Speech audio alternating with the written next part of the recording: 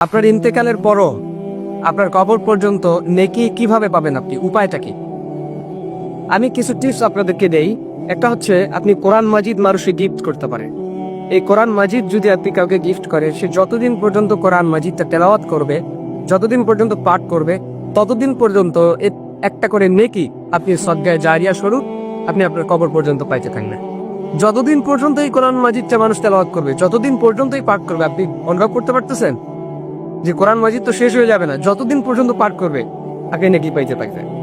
দ্বিতীয় নাম্বার, কোনো হাসপাতালের মধ্যে কিংবা একজন অসুস্থ, তাকে আপনি একটা হুইল চেয়ার কিনে দিলেন, কিংবা কোনো হাসপাতালে আপনি হুইল চেয়ার কিনে দিলেন, সেখানে ওই হুইল চেয়ারটাকে মানুষ যতদিন পর্যন্ত ব্যবহার করবে, ততদিন পর্যন্ত কিন্তু এর একটা অ্যাডভান্টেজ, একটা নেকি কিন্তু আপনি পেতেই থাকবেন।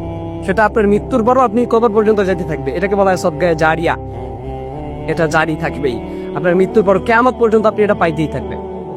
তৃতীয় নম্বর হতে পারে যে কোনো মসজিদ নির্মাণ করা হচ্ছে, কোনো মাদ্রাসা নির্মাণ করা হচ্ছে, আপনি সেখানে অংশগ্রহণ করতে পারেন, সেখানে কিছু দান করতে পারেন, এক বস্তা সিমেন্ট কিংবা ইট, এক গাড়ি, যে কোনো কিছু দিয়ে আপনি তাদেরকে হেল্প করতে পারেন।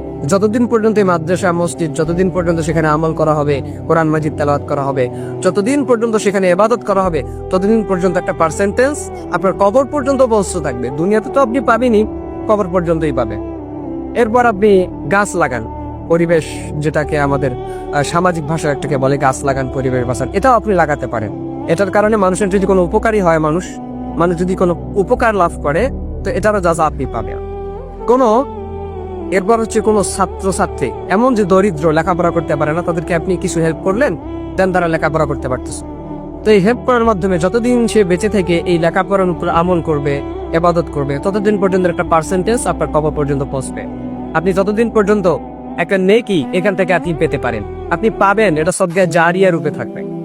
সবচেয়ে মজার বিষয় যেটা, যে এই কথাটাকে যদি আপনি মানুষের পর্যন্ত বলতে দেন, তো সে যদি আপনার এই শেয়ারের মাধ্যমে, কমেন্টের মাধ্যমে যদি একটা হুইল চেয়ার একটা হাসপাতালের মধ্যে রাখে, কাউকে একটা কোরআন মাজিদ গিফট করে, গাছ লাগায়, দরিদ্র ছাত্রছাত্রীকে হেল্প করে, দরিদ্র গরিব মিসকিনদেরকে হেল্প করে, তো সে যে এই কাজটা করলো, আপনার শেয়ারের মাধ্যমে তার কাছে ভিডিওটা পৌঁছলো, তো এই জন্য আপনি একটা পার্সেন্টেজ পেতে পারবেন।